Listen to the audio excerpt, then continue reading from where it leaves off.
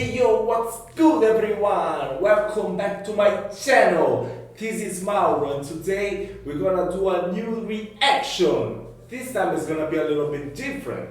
It was requested by some user. This one, Oversimplified, World War One.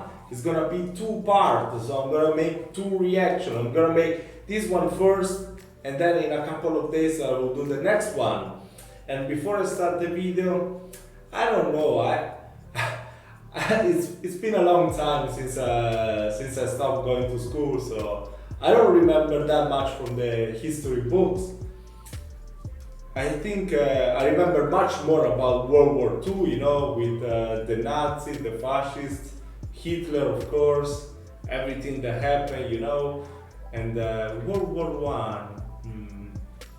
I mean, I do remember something, but it's not that much, so I don't want to even think too much, you know. Let's just watch the video and see how much I can actually remember and how many new things I will learn from this. The world of 1914, a time of modern technology, culture, and fashion. Truly the height of civilization. Let's have a war. Everyone knew a big war was coming. France wanted some stuff back that Germany had taken from it. Germany wanted to take more of everyone's stuff, and they were building a big sexy navy that was making the British uncomfortable. These two empires thought they were really cool, but lots of different people who lived there didn't think it was so cool. And some of them had even been declaring independent. Wait. Wow, that's really... Oh my god. All the piece belonged to Russia. I mean, that wasn't called Russia, but wow. And to think that like the Soviet Union was already so big, and all that belonged to them. Wow. With help from Russia. Everyone was talking about each other behind. Oh no, wait, that's not part of Russia. Okay, so so that's everything except Russia. Wow. Others' backs, throw in the fact that military technology had come a long way since the last major war, and suddenly everyone was pretty eager to beat each other up. In this area of Austria-Hungary live some Serbs and Bosnians who hated living in Austria-Hungary. So the Austro-Hungarian Archduke Franz Ferdinand goes there for a nice drive in an open-top car with his car's route published in advance. And that went just about as well as you'd expect. Some assassins were waiting for him along the way and threw bombs at his car, but they missed and blew up some officers behind him instead. So the Archduke goes into hiding, leaves Sarajevo, and the whole war never happens. Except no, the Archduke doesn't leave, but instead goes back out in the open-top car to visit the injured officers in hospital. The driver takes a wrong turn and by sheer coincidence gets stuck beside one of the failed assassins, who shoots him.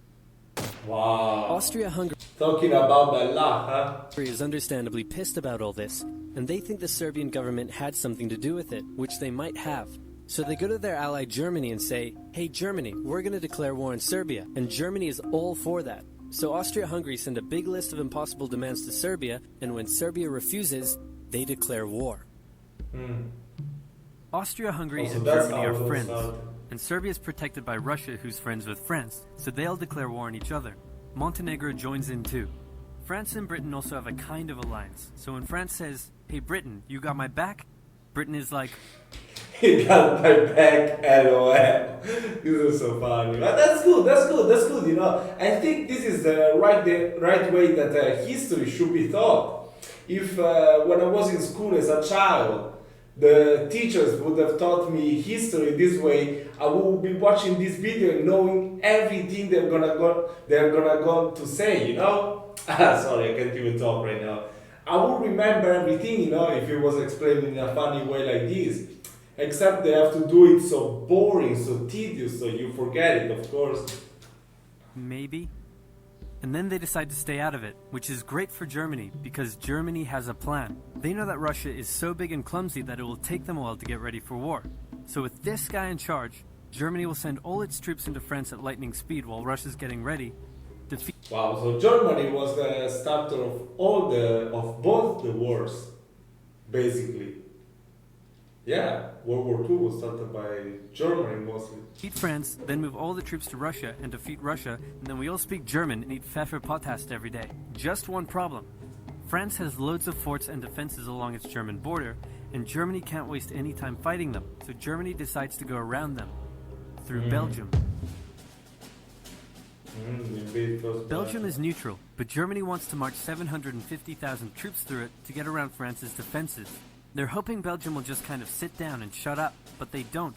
They fight back. And they're pretty good too, so they slow the Germans down. What's worse is that Britain shows up, and they're pretty pissed that Germany's invading neutral countries. So now Britain declares war on Germany. So Germany push on through Belgium and commit some atrocities along the way. They also wear spikes and sometimes skulls on their uniform.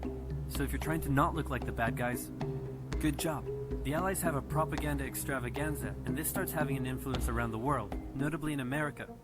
The US President Woodrow Wilson sees himself as a bit of a Jesus figure, and spends most of the war trying to get everyone to just hug it out. But there's also a large population of ethnic Germans living in the United States, and when the war first broke out, they were like, yay Germany!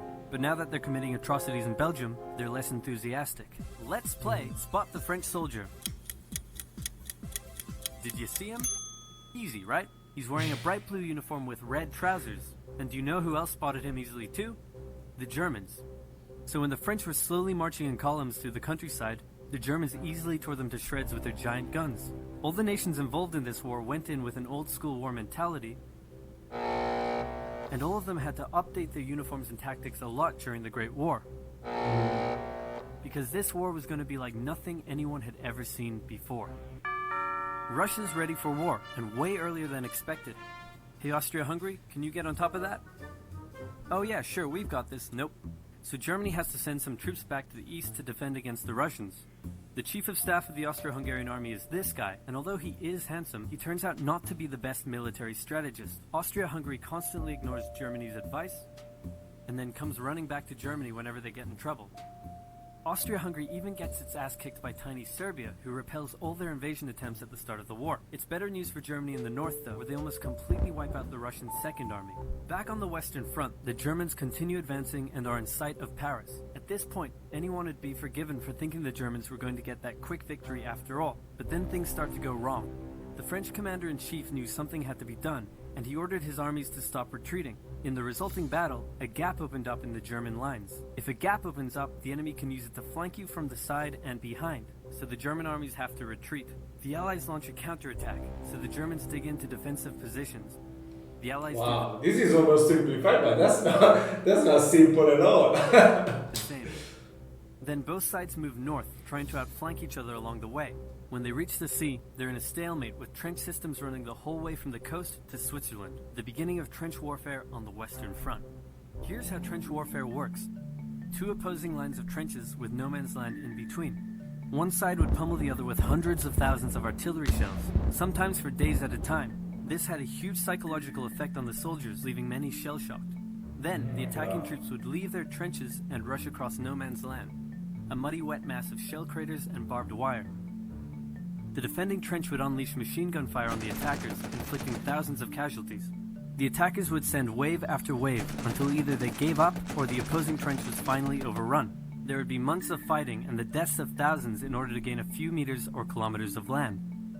Living in the trenches was hard work too.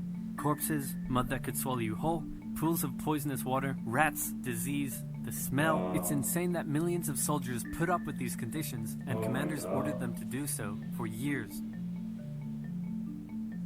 Yeah, that's crazy. Okay, guys, wait, let's see what they say.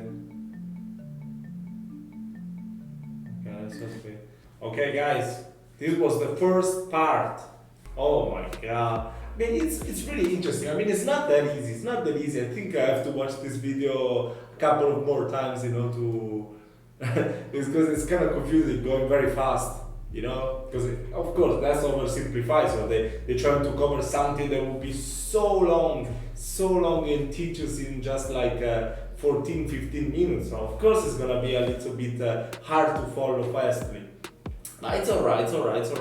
It's very interesting. I forget most of those things, that it started because of that assassination go wrong, and then by luck or bad luck, however you want to see it, they still kill that guy. But anyway, it's really interesting like this.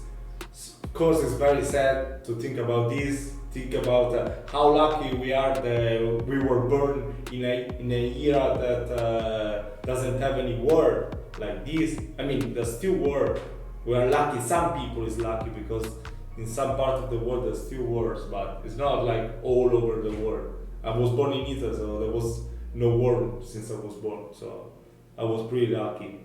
But anyway, guys, stop talking right now. I will see you next time for the part 2.